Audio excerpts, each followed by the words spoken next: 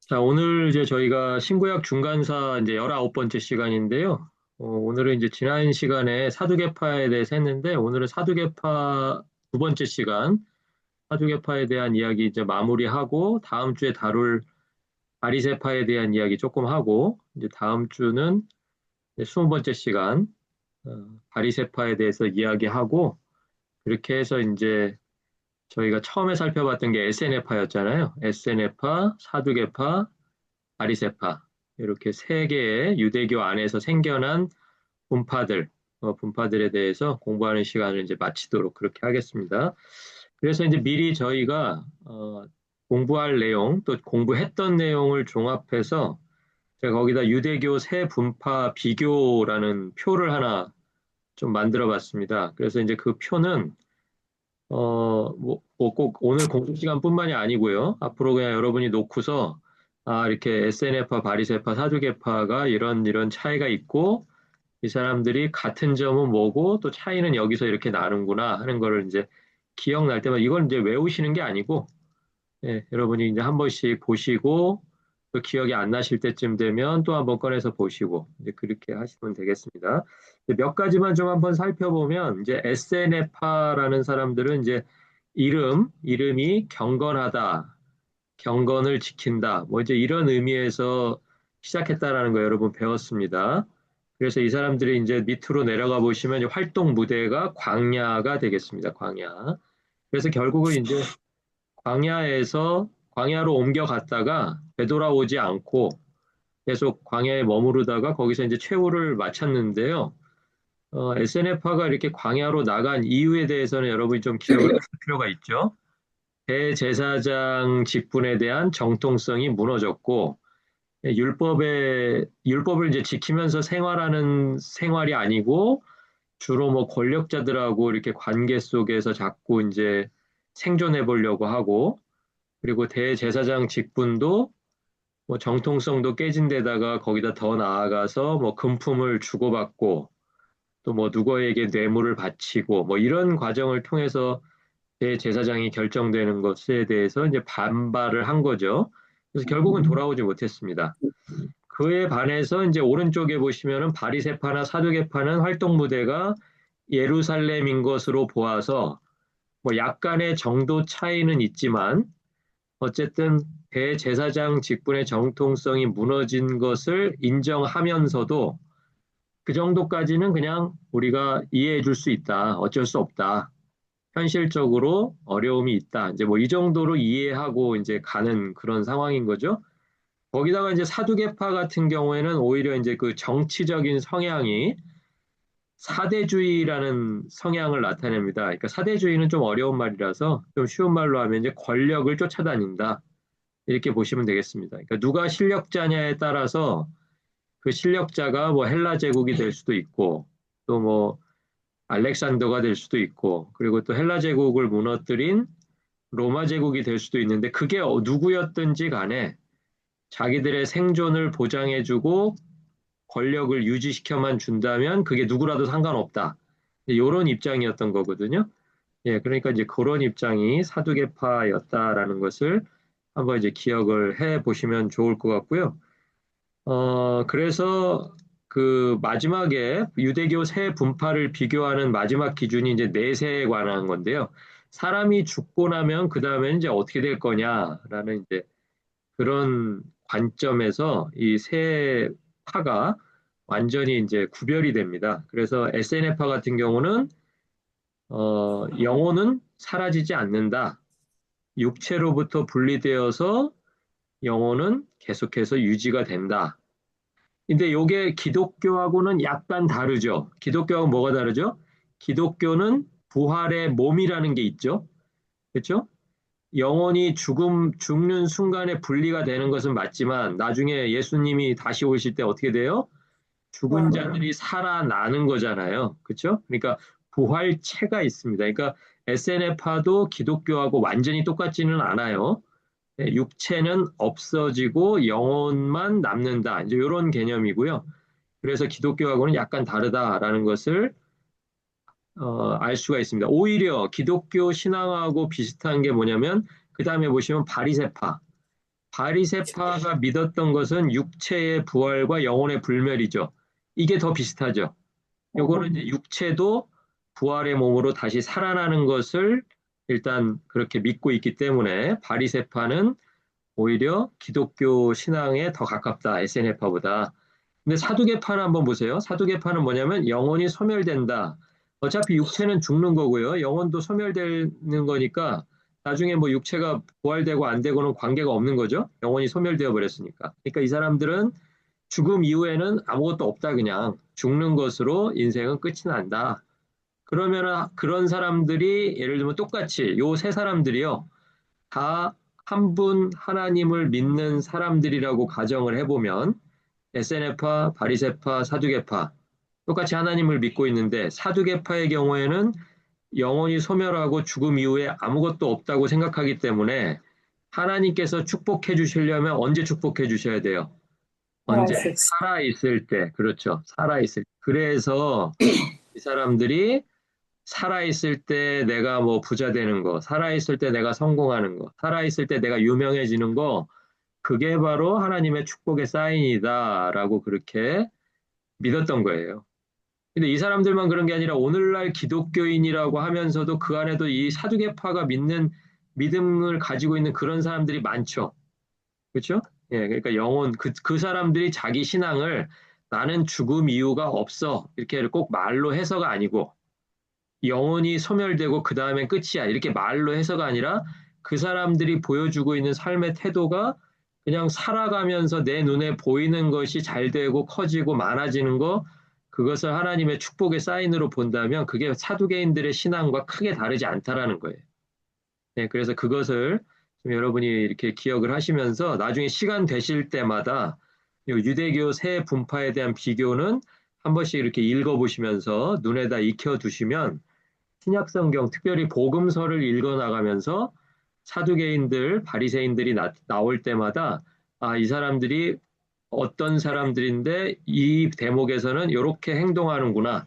이런 것을 여러분이 좀 어, 깨달으실 수가 있을 것 같습니다. SNF파는 특별히 성경에는 나오지 않지만 당시의 사람들은 이제 세례 요한과 같은 사람들을 SNF파 또는 SNF파의 영향을 받은 사람 이렇게 보고 있었다는 것도 여러분이 같이 한번 기억을 하시면 좋을 것 같습니다. 자, 그래서 오늘은 이제 사두개파 두 번째 시간이기 때문에 사두개인들의 관심사와 신앙의 특징을 한번 정리해 보겠습니다. 한 네 가지로 정리할 수가 있는데요. 첫 번째는 지금 말씀드렸던 것처럼 권력, 부, 사회적 지위의 대물림을 하나님의 축복으로 보았다는 거예요. 이게 어디서 나온 거예요? 아까 위에 그 표에서 사두개파의 내세관, 예, 죽음 이후에는 어떤 세계가 펼쳐질 거냐 하는 그 생각이죠. 거기에 그 내세관이 영혼은 소멸하고 죽음 이후에는 아무것도 없다. 이 생각이었기 때문에 이 사람들이 중요하게 생각했던 것은 이 세상에서 누릴 수 있는 권력, 그리고 부, 뭐 물질이 되겠죠. 그 다음에 사회적인 지위, 내가 종교 지도자냐 아니냐, 뭐 백성의 장로냐 아니냐, 뭐 이런 게 이제 중요했다라는 거죠. 그리고 또 거기다가 단어를 한번 이렇게 동그라미를 쳐보세요. 대물림. 대물림이라는 단어는 이게 세대가 바뀌었을 때 대물림이라는 단어를 쓰죠. 그러니까 내가 축복받은 것은 내 시대에, 내 세대에 하나님께서 권력이나 부나 사회적 지위로 보여주셔야 되고, 그리고 또 대물림이니까 누구 대에 또 보여주셔야 돼요? 우리 아들 때, 자손 때에 가서는 또 그 아들에게 뭘 보여주셔야 돼요? 권력이나 부나 사회적 지위를 하나님께서 보장해 주셔야 되는 거예요. 그렇죠? 그러니까 오늘날 교회 안에서는 이런 모습이 있을까요? 없을까요? 있죠. 대표적으로 어떤 모습일까요? 세습이라는 모습으로 나타나고 있죠. 세습. 그러니까 자기들이 말을 꼭 뭐 나는 사두개인의 신앙을 닮아갈 거야. 그렇게 안 해도 그냥 하는 행동이 사두개인의 행동을 닮아 있는, 사두개인들의 신앙을 닮아 있는 그런 기독교인들이 있다라는 거예요. 그러니까 그들이 그렇게 행동하는 이유는 말로는 육체가 부활하고 영혼의 불멸을 이야기하고 할지 모르지만 그것보다 더 와닿는 게 뭐냐면 내가 살아있는 동안 하나님의 복을 확인받고 싶다. 그리고 내가 그렇게 확인받고 싶으니까 또 누가 중요해요? 내 아들이 살아가면서 또 하나님의 축복을 경험하는 그런 사인들이 있어야 되는 거겠죠. 그렇죠? 그런 게 대표적으로 세습이라는 모습으로 나타난다. 이제 이렇게 이해를 하시면 되겠습니다. 자, 그리고 사두개인들의 두 번째 특징은 그리스어를 주로 사용했다라는 거예요. 지금 에세네파나 바리세파나 사두개파의 공통적인 특징이 뭐냐면 제목이 뭐였어요? 위에 첫 번째 유대교 세 분파 비교죠. 그러니까 이 사람들이 유대인들일 거 아니에요. 100%. 그렇죠? 예, 100% 유대인들인데 유대인들이면서 그리스어를 주로 사용했다는 거예요. 그리스어는 지배자의 언어잖아요. 지배자. 그러니까 우리 예를 들어서 일제시대 생각해 보시면 일제의 지배를 받고 있는 동안에 한국 사람들이 국어를 사용하기를 원했을까요? 일본어를 사용하기를 원했을까요? 이번은 국어를 사용하기를 원했죠. 일본어는 강제로 그렇게 된 거고요. 한국 사람들한테 어느 언어를 사용할래라고 자유롭게 물어보면 어느 언어를 사용하겠어요? 자기 국어를 나라 사용하겠죠. 자기 언어. 왜냐하면 어제까지 그 언어를 썼잖아요. 네, 어제까지 그 언어를 썼는데 갑자기 뭐 일본이 지배한다 그래서 일본어를 사용하게 되지는 않죠. 그러니까 일본어를 사용하는 것은 강제적인 조건이었단 말이에요. 자, 그런데 이 사람들은 유대인임에도 불구하고 유대인들의 언어는 뭐예요?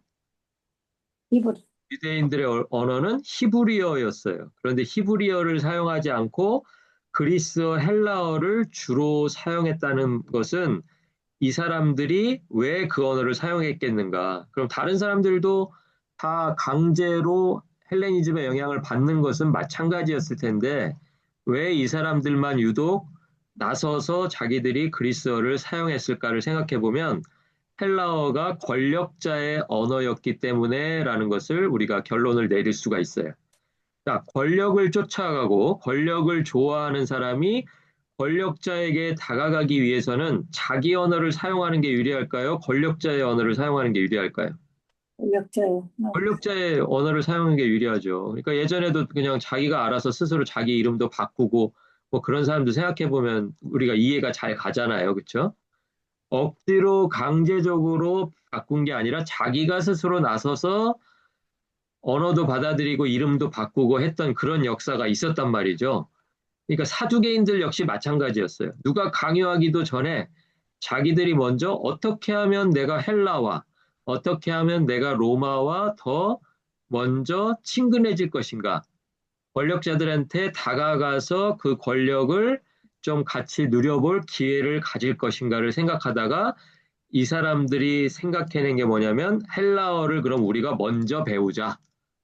그래가지고 이 사람들은 히브리어도 능통한 사람, 당연히 유대인이니까 뭐 히브리어야 당연한 거겠지만 그리스어를 주로 사용하면서 그리스어 헬라어에 아주 능통했던 사람들이다. 엘리트들이 대체로 다 그랬어요. 자, 그랬는데 거기에서 멈추지 않고 자기들의 자녀들도 회당에 보내지 않았어요. 이제 회당에 가서 그 보내는 그 시간에 그리스어 교육을 하는 곳이 예루살렘 성 안에도 막 세워졌다 그랬잖아요. 헬레니즘이 강하게 밀고 들어오면서 사두개인들이 나서가지고 뭐 경기장도 만들자고 뭐 동의해주고 뭐 교육시설도 만들자고 동의해주고 했는데 그때 교육시설의 이름이 뭐냐면 김나지움이에요. 김나지움. 예, 김나지움이 지금 이제 뭐 대학이라는 단어로 번역이 되는데 이 당시에는 뭐냐면 헬라어 교육기관이에요. 김나지움에서 자기 자녀들을 교육을 받게 했어요. 왜 그랬을까요? 아까도 말씀드렸듯이 자녀들에게도 성공의 기회를 부여해주고 내가 그랬던 것처럼 권력이나 부나 사회적 지위를 충분히 누릴 수 있게끔 만들어주자라는 생각에서 회당을 보내지 말고 회당 가면 이제 뭐 하는데요? 회당에서 유대식 교육 하잖아요. 유대식 토라 배우고 뭐 탈무드 배우고 이런 거 했을 거 아니에요. 그런 거 하는 시간에 우리 자녀들은 헬라 교육기관에 보내서 엘리트 교육 받게 하자라는 생각을 누가 했다고요? 사두개인들이 했다라는 거예요. 예. 그러니까 그 당시에 이 사람들이 했던 그 습성들이 언제까지 이어지냐면 예수님 오셨을 때까지, 예수님 시대까지 쭉 이어진다고 그렇게 생각하시면 되겠습니다. 자, 그리고 이 사람들은요, 율법에 기록된 것만 인정했어요. 아, 그럼 뭐 율법을 인정하는 게 당연하지 않나 그랬는데, 예를 들면 이런 거예요. 우리가 오늘날 뭐 술, 담배, 뭐 이런 거 있잖아요. 술은 그렇지만 담배라는 단어가 성경에 나와요, 안 나와요? 안 나오죠. 이건 시대가 다른 시대이기 때문에. 그런데 이 사람들은 그 율법 안에 써 있는 그 내용만 인정했던 거예요. 그러니까 율법 안에 안 써 있으면 그냥 자기들이 그냥 마음대로 해석하고 마음대로 해도 된다라고 생각했던 거예요. 대신에 율법 안에 있으면 이거는 그냥 그 문자 그대로 뭘 먹지 마라 그러면 그냥 안 먹는 거예요. 그냥 그 배경도 생각 안 해보고 그렇게 말씀하신 그 속뜻은 상관없고 그냥 성경에 써 있는 그대로, 율법에 써 있는 그대로. 이 사람들이 말한 율법이라는 거는 그러니까 아직 신약과 구약이 아닙니다. 전체가 아니고 모세오경을 말하는 거예요. 모세오경하고 뭐 선지서들, 이사야 같은 예레미야 같은 그런 선지서들에 나와 있는 문자에 기록되어 있는 내용만 자기들이 지키면 된다. 그러니까 주로 준수해야 되는 내용은 어디에 많이 나와 있어요? 뭐 레위기, 민수기, 신명기 이런 데 주로 있잖아요. 네, 그러니까 그 안에 나와 있는 뭐를 지켜라, 뭐를 하지 마라, 해라 하는 그 내용만 지키면 우리는 다 된다. 이제 이렇게 생각했던 사람들이 바로 사두개인들이었다라는 거예요. 그러니까 근본주의 신앙하고 좀 닮아 있어요. 오늘날에도 기독교 안에도 이런 사람들이 있죠. 예, 문자로 이렇게 딱 봐가지고 예를 들면 돼지고기 안 먹고 뭐 피 안 먹고 이게 왜 그런가를 생각하지 않고 그냥 거기 문자에 나와 있으니까 그건 하면 안 된다. 이렇게 생각하는 사람들이 있거든요. 예, 이제 그런 사람들과 좀 닮아 있다. 그래서 이 사람들을 다른 말로는 문자주의자라는 말로 이렇게 설명을 할 수가 있겠습니다. 그리고 네 번째 이제 가장 큰 특징이 이 사람들은 권력을 좋아하는 사람들이었어요. 그래서 권력을 쫓아갔기 때문에 일반 사람들이 볼 때에는 사대주의자, 위에도 이제 제가 표에도 써놨지만 권력을 추구하는 사대주의자라는 평가를 받고 있었습니다. 그래서 대부분의 그 민중들은, 군중들은 권력을 가지지 못했잖아요. 그러니까 권력을 가지지 못한 사람들이었기 때문에 이렇게 권력만 쫓아가는 사람들을 크게 지지하지는 않았어요. 그러니까 사두개인들은 민중들의 지지는 받고 싶은데, 군중들의 지지는 받고 싶은데, 자기들이 믿고 행동하는 걸로 보면 군중들의 지지는 받기가 어려웠어요. 그러니까 반대로 누가 군중들의 지지를 많이 받았냐면 바리새파들이 민중들의 지지는 많이 받았어요. 왜냐하면 최소한 일반 백성들이 봤을 때는 바리새인들은 자기들의 행동으로 율법을 지키려고 애를 쓰는 사람들처럼 보였어요. 제가 지금 설명할 때도 지키려고 애썼어요라고 말하지 않고 지키려고 애쓰는 사람처럼 보였다고 말씀드렸잖아요. 그러니까 바리새인들은 또 약점이 그거였어요. 민중의 지지를 받으려니까 때로는 내가 지키지 못했으니 그것을 솔직하게 내가 이거는 하다 보니까 못 지켰다라고 인정하지 않고 다른 사람 앞에서는 마치 지킨 사람처럼 그렇게 바리새인들은 민중들에게 보여지기를 원했다라는 거예요. 그래서 예수님이 그 부분을 지적하시면서 바리새인들의 외식을 조심해라. 그 사람들의 관심사는 대중의 지지를 얻는 거기 때문에 자기가 못 지키고라도 다른 사람들 앞에서는 지킨 사람처럼 보여지기를 원했다라는 거예요. 그게 나쁘다라는 거죠. 못 지키면 못 지킨 대로 솔직해야 되는데 정직하지 못한 그런 신앙으로 살아갔던 그런 모습이 그들에게 있었다라는 거예요. 자, 그래서 바리새파가 사두개인들하고 이제 갈라선 역사들은 좀 우리가 살펴봤잖아요. 예, 내전이 일어났을 때 한쪽은 사두개파는 이제 권력편을 들고 바리새파는 이제 그 권력에 맞서는 편에 있다가 또 수리아에게 원군을 요청했는데 그 유대 왕조에게 이제 싸움에서 지고 나니까 뭐 바리새파 지도자들 800명을 한꺼번에 뭐 십자가에 이렇게 매달고 뭐 이런 역사가 있었잖아요. 그래서 그 안에 때 가서 다시 이제 지도자들을 다 궁으로 불러들여서 지도자로 세웠지만 이제 사두개파하고 사이가 영영 안 좋아져 버렸다. 이제 그 얘기를 했잖아요. 그러니까 이제 바리새파가 보기에는 사두개인들의 약점이 뭐냐면 민중들의 지지를 받지 못해요. 자기들이 아무리 뭐 나는 이렇게 지키고 뭐 이런 써 있는 대로 하려고 노력하고 하지만 권력을 쫓아가기 때문에 민중들의 지지를 받지 못해서 바리새파가 민중들의 지지를 얻기 위해서 우리가 노력하면 우리가 지지를 받겠구나라고 생각해서 바리새파가 이 부분을 가장 중요하게 생각했다라는 거예요. 그러니까 예수님 시대에 주로 여론을 뒤에서 이렇게 조장하고 또 여론을 등에 업고 뭔가 이렇게 전면에 나서서 뭘 주장하고 할 때는 그 주장하는 세력 중에 대부분이 바리새파들이 주장했던 것을 우리가 예상해 볼 수가 있습니다. 그러니까 대표적인 그 여론이 뭐였어요? 예를 들면 예수님이 예루살렘 성에 올라가실 때 사람들이 다 주변에 서가지고 호산나 호산나 하면서 막 이렇게 바닥에다 종려나무 깔고 막 이렇게 옷 나귀에다 덮고 해서 이제 막 밀고 올라가잖아요. 그때 그 여론을 주도한 사람들이 누구냐면 바리새인들이었다라는 거예요. 그러니까 바리새인들은 지금 뭘 하고 싶다는 거예요?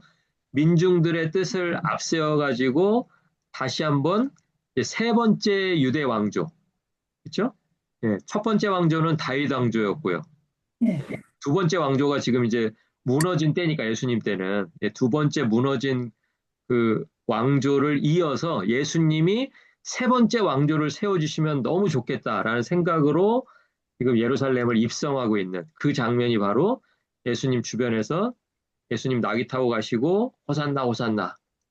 근데 벌써 가시는 장면부터가 그 사람들 마음에 안 들죠. 왜냐하면 예루살렘 성전을 왕조를 세우기 위해서 올라가려면 사실은 뭐를 타셔야 돼? 뭐를 타셔야 돼요? 백마 정도는 타셔야지. 네, 말 정도는 타셔야 승리자처럼 쫙 올라가야 되는데 예수님이 거기에다가 이렇게 딱 올라가는 사람들 김 빠지게 나귀를 타고 올라가시는 거예요. 또랑말. 네, 거기서부터 벌써 예수님은 다른 길을 가시려고 하는구나. 그리고 올라가시자마자 어디로 가세요? 왕궁으로 가시는 게 아니라 성전으로 바로 직접 가버리시잖아요. 그래서 성전 깨끗하게 하시는 일 제일 먼저 하시잖아요. 그러니까 그 이후로 성경을 보시면 군중들이 다 흩어지고 주변에 아무도 없습니다. 예, 그러니까 바리새인들이 언제 생각을 접은 거예요? 이분 가지고는 안 되겠구나. 그럼 이분은 우리 뜻에 맞지 않다. 제거해야 되겠다. 이 생각을 그 사람들은 하고 있었던 거예요. 예, 그렇게 이해하시면 좋을 것 같습니다. 자, 그래서 지난주에도 잠깐 말씀드렸지만 사두개파와 바리새파는 그렇게 역사적으로 하나 될 수 없는 그런 분파였는데 그 사람들이 딱 두 번 같은 목적을 가지고 모였던 적이 있었어요. 한 번이 언제냐면 마태복음 3장 7절에 나오는데요. 요한이 세례를 베풀고 있는 장소로 사두개인들과 바리새인들이 나온다라고 그렇게 얘기를 해요. 원래 이 사람들은 한 사람이 뭘 행동하면 억지로라도 나는 네가 이렇게 좌로 가면 나는 우로 가 이런 사람들이라는 거예요. 그런데 이 사람들이 딱 같이 동시에 마음을 먹고 같은 자리로 나온 적이 딱 한 번 있었는데 그게 뭐냐면 요한이 세례를 베풀고 있는 장소에 다 나왔던 거예요. 자, 그럼 이 두 사람들은 다 뭐가 목적이냐면 민중의 지지가 목적이었던 사람들이기 때문에 세례를 받으러 온 것도 그럼 뭐하러 왔겠느냐? 사람들이 다 거기 가서 세례 요한에게 세례를 받고 회개하니까 거기에 가서 자기들도 세례받고 회개한 사람처럼 보여야 민중의 지지를 얻을 수 있잖아요. 그러니까 거기에 마치 선거 때 정치인들이 시장 돌면서 나도 서민이다, 나도 서민이다 하는 것처럼 이 사람들도 그 자리에 가서 나도 세례받고 회개하러 왔다, 죄사함 받으러 왔다. 그 모습을 보여주기 위해서 거기에 나온 거예요. 그런데 세례요한은 그걸 정확하게 알고 있죠. 왜 나왔다는 것을. 민중의 지지를 얻으려고 나온 거지 회개하러 나온 게 아니잖아요. 그러니까 누가 너희를 일러 임박한 진노를 피하라 하였느냐라고 꾸짖으면서 그 사람들에게 세례를 주지 않는 거예요. 그러니까 그렇게 이해하시면 될 것 같습니다. 그리고 또 하나의 장면이 뭐냐면 예수님을 죽이기로 모의해요. 이 사람들은 두 사람이 같이 모일 수가 없어요. 한 자리에. 그 역사적으로 서로 이렇게 물과 기름 같은 그런 관계였기 때문에 한 자리에 모이지도 않는데 이 사람들이 모여서 요한복음 11장 47절에서 53절까지 나중에 거기 꼭 한번 읽어보세요. 예수님을 죽이기로 모의하는 장면에서는 이 사두개파와 바리새파가 한 자리에 모여서 자기들의 이해관계가 딱 맞아떨어진 부분이었다라는 거예요. 아, 예수님을 제거해야 누구의 지지를 받을 수 있다? 민중의 지지를 받을 수 있다. 왜? 민중들은 지금 실망했잖아요.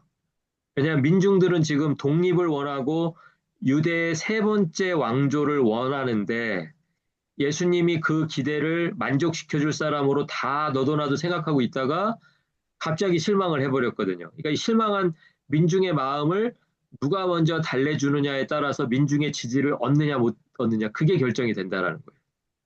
그랬기 때문에 예수님을 로마에 넘겨서 죽게 하는 그 자리에 논의하는 자리에 두 종파가 같이 모였다. 이제 이렇게 이해하시면 되겠습니다.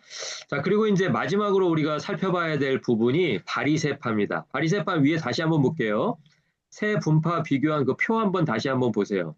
거기 보시면 바리새파 밑으로 쭉 내려가 보시면 모세오경, 경전이라고 하는 부분이 있죠. 경전. 이 사람들이 뭐를 중시했냐면 모세오경. 모세오경 똑같아요. 그런데 SNF파는 묵시문학, 특별히 다니엘서 거기다 한번 써놔 주실래요? 묵시문학 옆에다가 이렇게 선 하나 그으신 다음에 다니엘서라고 써주세요. 자기들의 운명이 다니엘이 예언해 놓은 것처럼 될 거다라고 믿었던 사람들이 SNF파였어요. 거기에 비하면 바리새파는 예언서를 믿었어요. 예언서 아까도 말씀드렸지만 이사야, 예레미야 뭐 이런 사람들이죠. 그죠? 이사야, 예레미야. 예언서들. 그리고 맨 마지막에 보면 전통이라고 있습니다. 거기다 한번 동그라미 한번 쳐보시고요. 동그라미 옆에다 시신 옆에다가 이렇게 써주세요. 해석, 해석이라고 써주세요. 자, 전통은요 다른 책이 아니에요.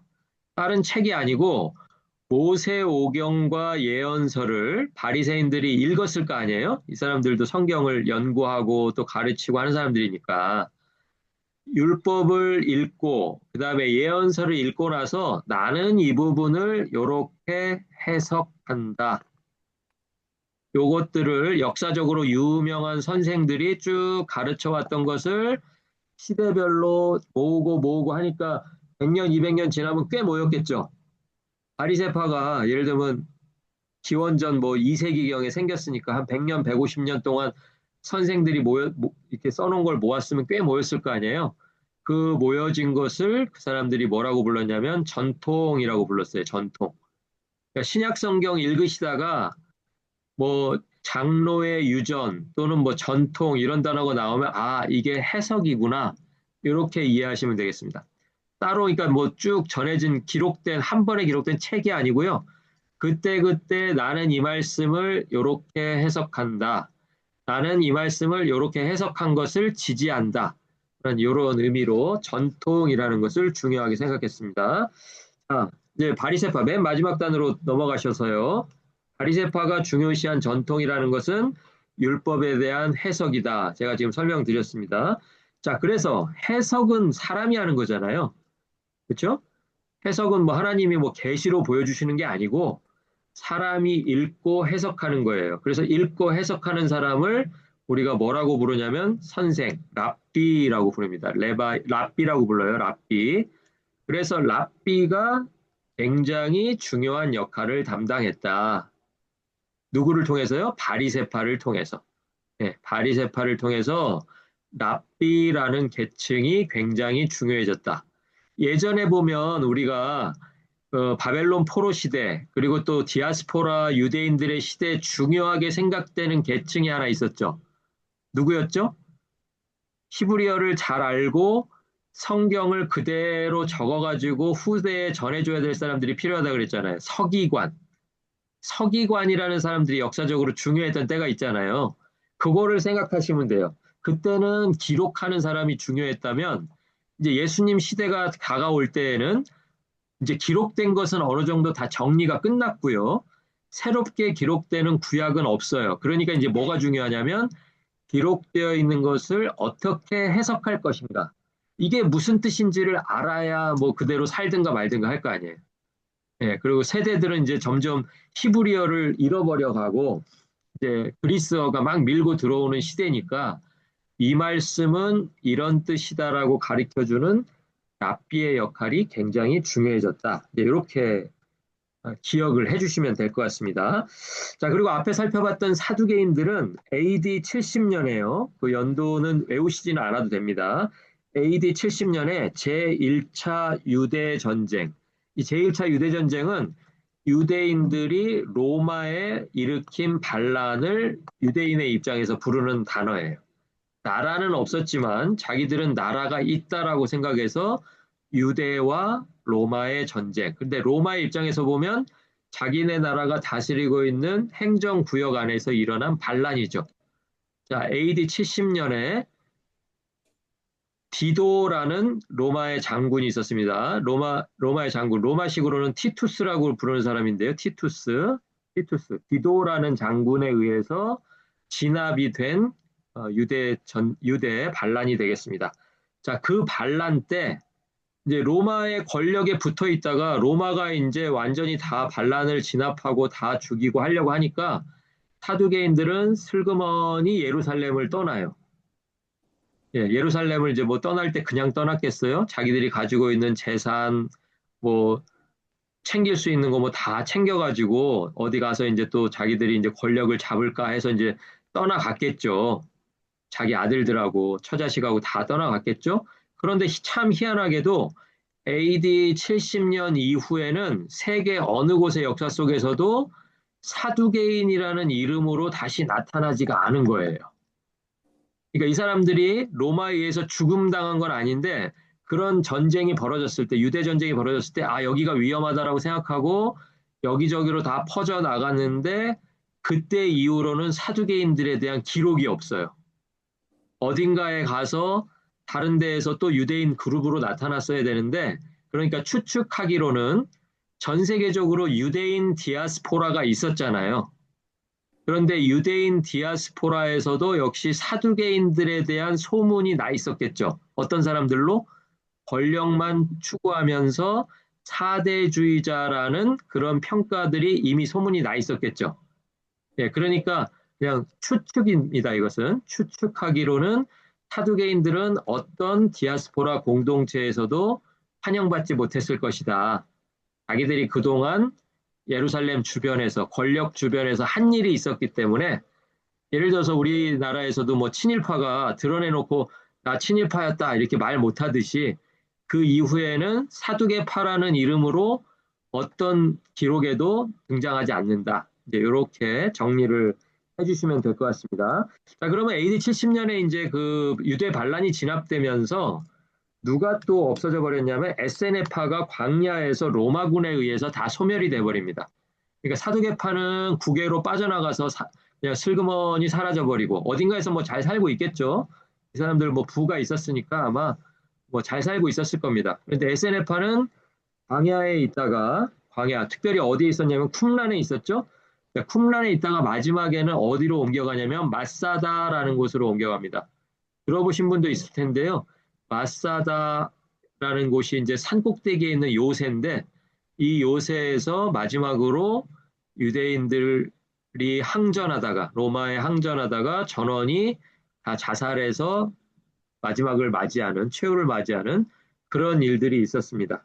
그 쿰란 공동체에 있던 에세네파들이 마사다로 이동해가지고 열심당원들 우리가 이제 성경에는 셀롯인이라고 나오죠. 셀롯인 시몬 예수님의 12제자에도 셀롯인이 한 명 있었죠. 예, 그 열심 당원들과 합류해 있다가 최후를 맞이한 것으로 그렇게 보입니다. 자, 그러면 이제 세 파 중에서 사두개파는 해외로 나가버렸고 SNF파는 광야에서 다 죽어버렸습니다. 자, 그럼 이제 어디만 남았어요? 바리새파만 남았죠. 자, 그런데 AD 70년이 중요한 해인 것은 그 옆에다가 뭐라고 써놓으시냐면 수룹바벨 성전 멸망 이렇게 써놓으시면 됩니다. 솔로몬 성전은 언제 망했냐면 바벨론에게 멸망당했던 기원전 586년에 멸망했죠. 자, 그래가지고 70년 후에 다시 수룹바벨 제2성전이 세워졌었잖아요. 그리고 그 후에 이제 헤롯은 그 수룹바벨 성전을 리마들링 하면서 민중들의 지지를, 특별히 유대인들의 지지를 얻어보려고 노력을 했었습니다. 자, 그런데 그렇게 이어져 왔던 제2성전이 AD 70년에 로마의 장군 디도, 티투스에 의해서 완전히 무너지고 불타버립니다. 자, 그러니까 이제 성전이 없어져서 이 이후에는 누가 뭐 성전 세워라라고 허락도 안 해줍니다. 자, 그러니까 이때부터는 새 종파 중에서 바리새파만 남아서 이제 성전 중심의 유대교가 아니라 랍비 중심의 유대교. 그러니까 아까 랍비는 뭐 하는 사람이라 그랬어요? 모세오경과 예언서를 해석하는 사람이라 그랬죠. 이때부터는 이제 해석을 중심으로 랍비 유대교가 세워집니다. 자, 그래서 이제 AD 90년, 그러니까 성전이 무너지고 나서 20년이 흐른 다음에 유대 땅 안에 얌니아라는 곳이 있어요. 얌니아.